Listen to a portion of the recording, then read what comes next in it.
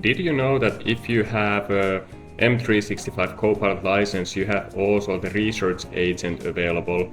In Research Agent, you can bring your own material, or you can look from the defined sources also the material. It uses the Claude and GPT models always, and you have an option to choose if it's using council model, which is giving you two different model answers, or automatic when it's using the GPT and then fine-tuning the answers with the Claude model. In this scenario, I create the flight analysis. I ask to analyze the flight statistics from 2020 to 2026. You can see that it's asking me also to fulfill more details.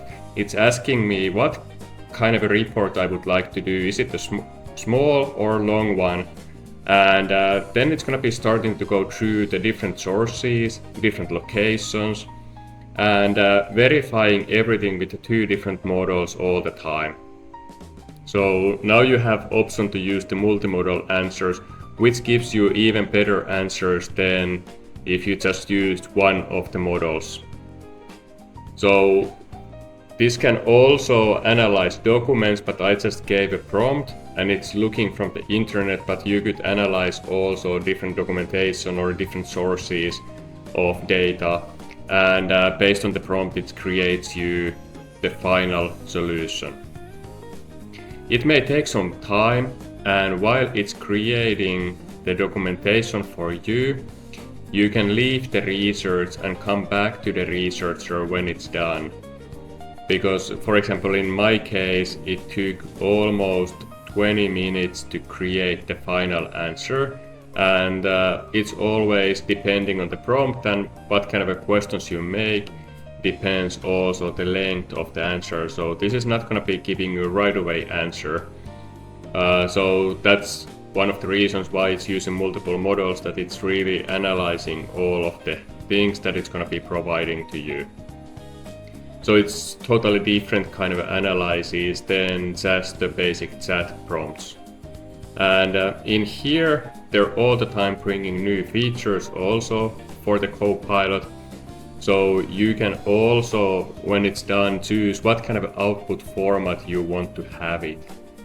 And you can see that it's been thinking for a while, and it shows you all the time what is it doing, what kind of things it is considering. And if you feel that it's not giving you right kind of a thinking right now, you can always stop it, but I recommend always to go and do something else while it's creating you. Then it creates you the documentation on the screen. It shows you all the references where it has been looking at the data and why it is defining the answer like that.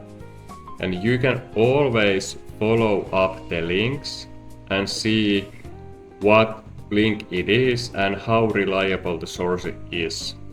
I already in the prompt defined some of the sources, and you can also define inside of your organization or outside of your organization the source of the data.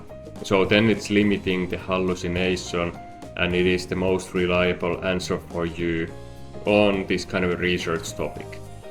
And this can be done, for example, if you want to do market analysis, comparing different customers, or you want to research more about some new area that you're interested in. This is also good for the schools and universities and also for the organizations, so this can be used in multiple different ways. You can also invite somebody to the chat. So if you want to invite somebody, you can see there is now a sign which allows you to invite other people also in the chat. It is right next to the model sources. And I pressed that one and now it's opening, and here you could share the chat and somebody else could join and see what you have been discussing and what kind of answers you have. You can do it Word, PowerPoint, PDF or infographic now, and there is a lot more models coming up all the time. So quite soon when you go there you can see a few more options for you. I chose the infographic because that's new and I like the visual way to present this research documentation, so you can also create the traditional PDF or Word documents or then the PowerPoint based on this one. But here you can see that it's creating me the infographic. It's all the time showing what does it do and what does it consider when it's creating these things. Now you can see that it's almost done.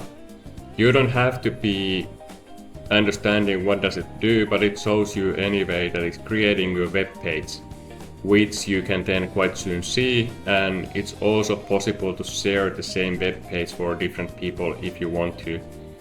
So at least for me, this is quite good and visual way to show the documentation. So here is the final infographic, and you can see also on the chat that you can share the infographic and it created you the file.